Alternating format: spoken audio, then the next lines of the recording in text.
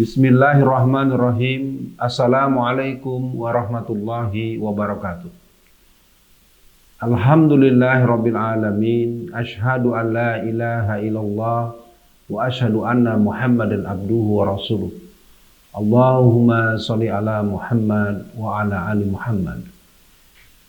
Pada kesempatan kali ini melalui UWAT channel YouTube atau YouTube channel UWAT, pada kesempatan ini kita akan membahas tentang Indonesia tanpa PKI.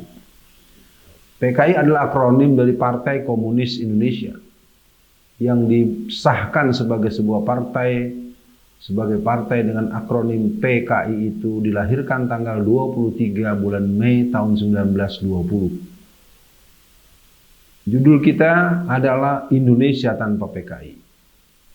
Fakta sejarah, kelakuan, dan tindakan orang-orang yang berpaham atau berhaluan komunisme telah terbukti dengan sangat nyata bahwa mereka memang tidak punya peran apapun terhadap kemerdekaan dan pengisian kemerdekaan Republik Indonesia. Kita bisa melihat pertama kedatangannya dibawa oleh seorang Belanda yang bernama Sneevliet. H.J.F.M. Sneevliet ini adalah seorang Belanda yang datang membawa paham komunisme, yang kemudian dia membangun sebuah lembaga ISDP, SDAP, yang pada Kongres ke-7 ISDV di Semarang, tanggal 23 Mei tahun 1920 dibentuklah Partai Komunis Indonesia PKI. Pergerakan PKI selalu membuat kekacauan, membuat perpecahan, membuat kontradiksionis, membuat konflik, dan itu merupakan praktek daripada paham komunisme. Di awal-awal mereka bergerak, mereka merusak Sarekat Islam. Sarekat Islam merupakan sebuah kelembagaan yang diawali dengan Sarekat Dagang Islam yang dibentuk tahun 1905 oleh seorang bapak yang bernama Sudarno Hadi yang lebih dikenal dengan Haji Saman Hudi. Sarekat Dagang Islam bergerak kemudian tahun 1911-1912 berubah menjadi Sarekat Islam, SI. SI merupakan kelembagaan gerakan yang punya bobot politik untuk gerakan perlawanan merebut kemerdekaan terhadap Belanda yang masih menjajah saat itu. Kedatangan Sneevliet tahun 1913-1914, kemudian mereka mulai mempunyai kader-kader muda, model-model Semaun, Darsono, Alimin, yang mana anak-anak itu kemudian dimasukkan dan disusupkan ke Sarekat Islam. Sehingga Sarekat Islam menjadi pecah dua, menjadi Sarekat Rakyat dan Sarekat Putih. Ya. Yang satu merah, yang satu putih. Yang putih adalah Sarekat Islam yang asli yang dibangun oleh Haji Umar Said Cokroaminoto. Kenapa kita menyebut bahwa Indonesia harus tanpa PKI? Karena PKI memang tidak ada gunanya. Pertama, dari segi dasar ideologi mereka adalah anti kemanusiaan, anti ketuhanan, dan anti kebersamaan. Kelakuan mereka yang bisa membuat kita semakin mempertegas, pertama pemberontakan PKI tahun 1926 yang disambut dengan pemberontakan PKI tahun 1927 yang dikenal dengan peristiwa Silungkang 1 Januari 1927 di Silungkang, Sumatera Barat. Adapun gerakan pemberontakan tahun 1926 itu dimotori diantaranya ada orang yang bernama Musso. Musso mulai ikut sama dengan kawan-kawannya bersama dengan teman-teman melakukan pemberontakan kepada pemerintah Belanda, bukan untuk kemerdekaan Republik Indonesia, tapi untuk mempertegas jaringan internasional gerakan komunis yang saat itu berporos pusat di Rusia. Itulah mereka disebut dengan Komintern, Komunisme Internasional. Di pemberontakan tahun 1927 merupakan pemberontakan orang-orang yang berhaluan paham komunisme atau PKI adalah untuk membangun kelembagaan gerakan mereka yang berskala internasional dengan nama Komintern. Itu yang pertama, mereka tidak punya itikat untuk memerdekakan Indonesia dari penjajahan Belanda. Yang kedua, pada tahun 1948 kita sama melihat bagaimana ketika kita berhadapan dengan agresi Belanda yang pertama maupun yang kedua, terutama yang kedua, di saat kita sedang repot menghadapi serangan pasukan Belanda yang menggunakan tangan-tangan seperti Gurkha, Knil, dan pasukan-pasukan para kelompok pengkhianat yang merupakan satu kesatuan yang dikomandoi oleh pasukan Belanda. Nah, itu dipimpin langsung oleh orang yang bernama Jenderal Sudirman. Di saat kita menghadapi agresi Belanda, mereka memberontak, mengadakan kudeta yang kembali dipimpin oleh seorang yang bernama Musso. Setelah pemberontakan tahun 1926, Musso melarikan diri ke Rusia, kemudian dia bersembunyi beberapa tahun, sekitar tahun 1937 dia balik lagi ke Indonesia, membangun kembali kekuatan selama kurang lebih 8 tahun. Dia bermarkas di Sumatera Barat. Ya, ada beberapa titik daerah di Sumatera Barat tempat dia berkumpul dan mengadakan rapat dan terus melakukan konsolidasi dengan menggunakan tenaga orang yang bernama Amir Syarifuddin yang pernah menjadi Menteri Pertahanan. Menggunakan posisi otoritas militer pertahanan, dia membangun kekuatan rakyat yang disebut dengan pasukan rakyat, pasukan merah, pasukan pemuda rakyat, dan pasukan bersenjata yaitu pasukan tani bersenjata. Jadi pemberontakan tahun 1948 merupakan pemberontakan yang menunjukkan ketidaktaudirian orang-orang PKI. Kita baru saja melangsungkan proklamasi kemerdekaan tahun 1945, masih sangat bayi, masih sangat rentan, lalu mereka ikut menggebuk kita, menusuk, menggunting dalam lipatan, menusuk dari punggung belakang. Jadi jelas bahwa PKI merupakan sebuah kelembagaan organisasi yang memang kriminal, sadis, ateis, dan punya pola-pola yang tidak berperi kemanusiaan dan menghilangkan pemahaman keberadaan orang selain diri mereka. Itu adalah satu fakta sejarah. Yang ketiga, karena PKI tidak dibubarkan oleh Soekarno pada saat itu, ini merupakan sebuah kekeliruan langkah. Mestinya tahun 1948 mereka berontak karena berkudeta, dilakukan pembubaran. Nah, kelakuan mereka kemudian menjadi sangat menjijikkan, sangat penuh dengan intrik, sehingga pada tahun 1959 adalah satu yang disebut dengan dekret presiden. Itu merupakan provokasi dari orang-orang komunis. Yang diantara efeknya adalah dibubarkannya Masyumi, sebuah partai Islam yang sangat berwibawa yang tersebar dari ujung Aceh sampai Maluku. Pemenang pemilu tahun 1995 secara teritorial dapil 73%, dapil daerah pemilihan dalam pemilu tahun 1955 73% dimenangkan oleh Masyumi. Dapilnya ada 15, mulanya ada 16, satu yang belum bisa dilangsungkan pemilu yaitu daerah di Irian.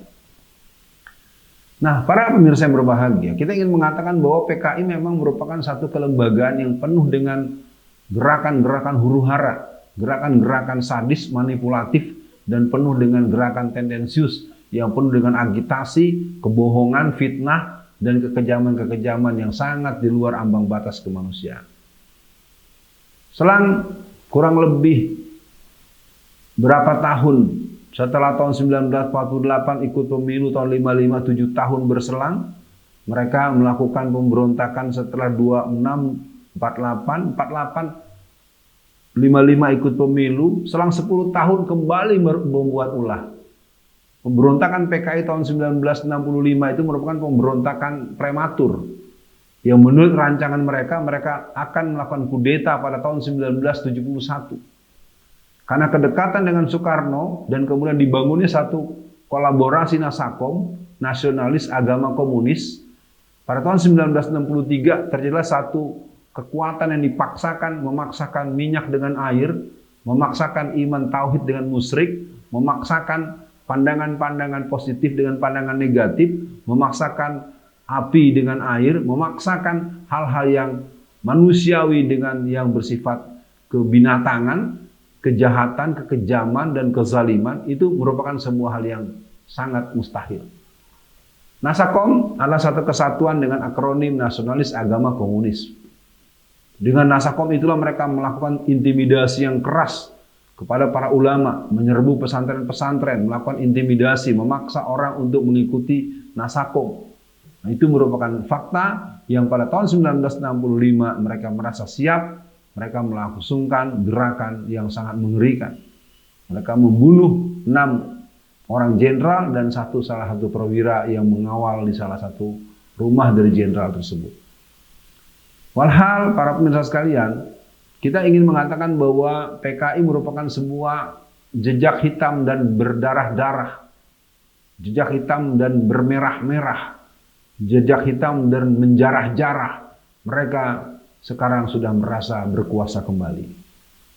Kenapa demikian? Ini mungkin merupakan catatan yang tertuang dalam buku yang berjudul Bahaya Komunisme karangan Profesor Dr. Zainal Abidin Ahmad dan Dr. Bahrudin Lopa di halaman 21 alinea keempat mengatakan, kegagalan pemberontakan tahun 48 merupakan repetisi proses planning pemanasan. Kegagalan pemberontakan tahun 1965 merupakan general repetisi, dan berikutnya kita akan melangsungkan kudeta yang ketiga.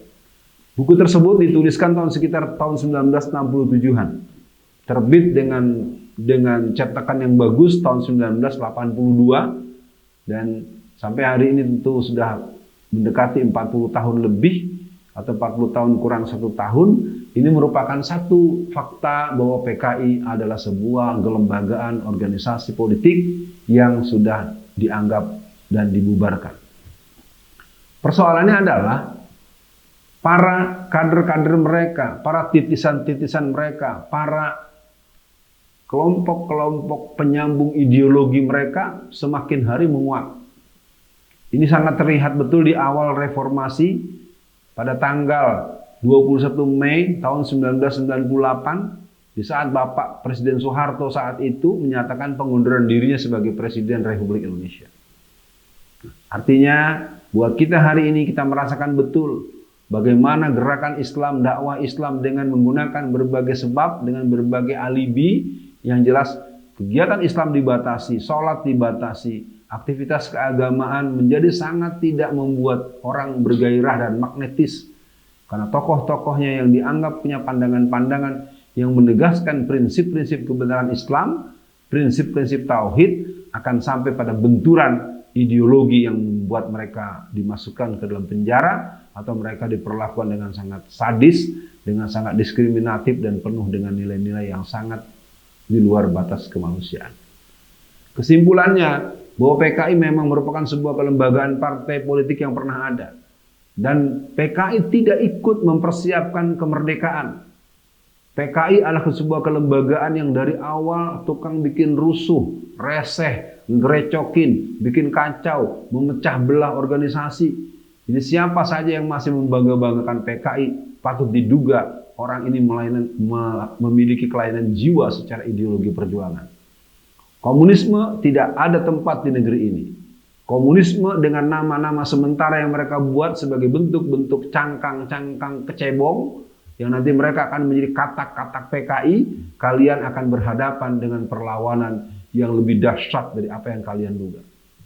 Kalian boleh mengaku kuat hari ini, kalian boleh penjarakan beberapa guru-guru kami, kalian boleh bunuh mereka dengan alasan, dengan tuduhan yang dibuat-buat, yang kemudian kalian rekayasa seolah-olah pelakunya hanya orang gila, lalu kalian siapkan uang 10.000 dalam bentuk materai, sehingga kejahatan-kejahatan mereka, dari yang namanya memotong tangan ketua ulama Labora beberapa hari yang lalu, dari yang namanya melakukan pemukulan seorang imam masjid subuh hari 5 hari menjelang Idul Fitri 1442 Hijriah yang lalu, mereka melakukan perobekan dan membuat pecahan-pecahan, serpihan-serpihan Quran itu dihampurkan di sebuah masjid di Sumatera Barat, dan sekian puluh masjid mendapatkan penistaan dengan melemparkan kotoran manusia, penggalan kepala anjing dan babi.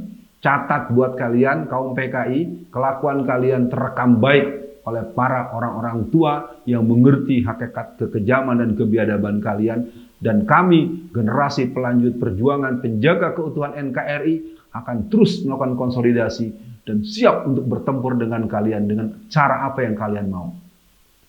Inilah buat seluruh para pemirsa, kita akan nyatakan kebangkitan PKI dengan nama-nama yang masih disamar-samarkan tetap sudah tercium baunya, sudah terasakan getarnya, dan kita akan menyiapkan perlawanan yang tak perlu disampaikan di forum terbuka ini. Lu jual, gua beli. Lu berulah lagi, gue sikat habis. Jangan main-main wahai orang-orang paham komunisme. Lo mau didukung sama mbahnya PKI, mau didukung mbahnya komunis, Allah telah membuktikan kekuatan para mujahid. Allah telah membuktikan orang-orang yang ma'rifat kepadanya. Negeri ini merdeka dengan darah dan air mata para ulama dan santri, bukan para pengkhianat dan orang-orang kafir tentunya. Ini yang bisa disampaikan. Indonesia tanpa PKI merupakan harga mati, dan kita akan menjadikan Indonesia yang diberkahi oleh Allah Subhanahu wa taala, bersama dalam perbedaan, berbeda tapi saling menghormati, dan kita akan menegaskan lakum dinukum waliyadin wa ma arsalnaka illa rahmatan lil alamin. Assalamualaikum warahmatullahi wabarakatuh.